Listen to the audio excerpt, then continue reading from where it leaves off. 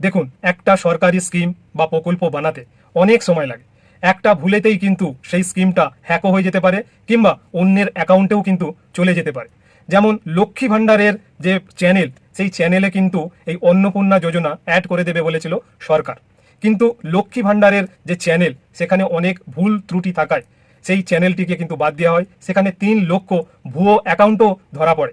তাই অন্নপূর্ণা যোজনার 12 পাতার ফর্ম প্রকাশ করে, সেখানেও অনেকের অসুবিধা হচ্ছে, তাই অনলাইনের ব্যবস্থা করা হয়েছে। এখানে কিন্তু অনেক সময় লাগতে পারে, মানুষকে একটু ধৈর্য কিন্তু ধরতে হবে। এই মহিলা কিংবা এনার মতো অনেক আছে যারা এই রকম সরকারকে অসম্মান করছে। দেখুন এই মহিলা কিভাবে সরকারকে অসম্মান করছেন, আপনারা দেখুন। তোমরা কি শুনেছো নতুন সরকার একটি নতুন যোজনা বের করেছে?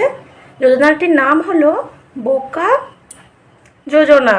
তোমরা আশা করি বুঝে গেছো, যেই যোজনাকে অন্নপূর্ণা ভাণ্ডার যোজনা নামে চালানো হচ্ছে, সেটির নাম আসলে বোকা যোজনা বানানো দরকার ছিল। কারণ এই অন্নপূর্ণা যোজনা নামে সাধারণ মানুষকে খুব ভালোভাবে ওইটা বানানো যায়। সরকার ভুল করে ওই নামটা দিয়ে ফেলেছে।